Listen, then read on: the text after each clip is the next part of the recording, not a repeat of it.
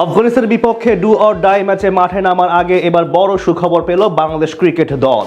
টুর্নামেন্টের গুরুত্বপূর্ণ ম্যাচে জয় পাওয়া যেন আরও বেশি সহজ হয়ে গেল টাইগারদের জন্য। বিপরীতে কপালে চিন্তার ভাঁজ রাশিদ খানদের। টিম কম্বিনেশন নিয়ে এখন মহা দুশ্চিন্তায় তারা। শেষ ম্যাচের আগে বাংলাদেশের পাওয়া এমন সুখবর নিয়েই বিস্তারিত জানব রিপোর্টে। এশিয়া কাপে বড় স্বপ্ন নিয়ে সংযুক্ত আরব আমিরাতের বিমানে উঠলেও নিজেদের দ্বিতীয় ম্যাচে লঙ্কানদের বিপক্ষে বড় হোঁচট খেয়েছে লাল সবুজ প্রতিনিধিরা। ব্যাটিং ও বোলিং দুই বিভাগে বিপর্যস্ত হয়ে এখন আসর থেকে ছিটকে যাওয়ার শঙ্কায় আছে লিটন বাহিনী, যেখান থেকে সুপার ফোরে উঠতে হলে পরের ম্যাচে জয় পেতে হবে যে কোনো মূল্যে। আর মহা গুরুত্বপূর্ণ সেই লড়াইয়ে মাঠে নামার পূর্বে এবার বড় সুখবর এলো টাইগার ক্রিকেটারদের জন্যে, যেটা দারুণভাবে কাজে দেবে পরবর্তী ম্যাচে। এবার এশিয়া কাপ ঘিরে টাইগার ভক্তদের প্রত্যাশা ছিল আকাশচুম্বী। সবার আশা ছিল লিটনের নেতৃত্বে অন্তত সুপার ফোরে পৌঁছাবে লাল সবুজ প্রতিনিধিরা।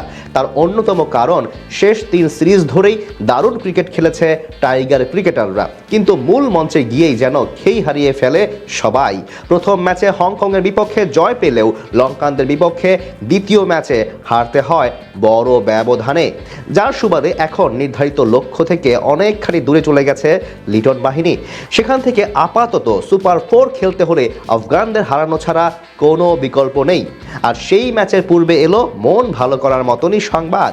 এশিয়ার অন্যতম শক্তিশালী দল এখন আফগানিস্তান।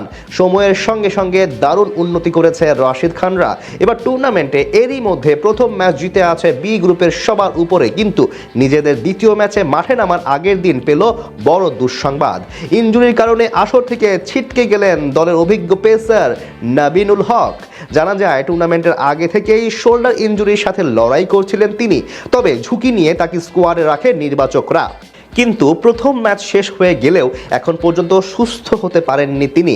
প্র্যাকটিসেও ঠিকমতো সময় দিতে পারছিলেন না নবীন, আর তাই আর সময় না বাড়িয়ে তাকে বাদ দেওয়া হলো স্কোয়াড থেকে, যার সুবাদে এখন পেস ইউনিটের অনেকখানি শক্তি হারিয়ে ফেলল আফগানিস্তান।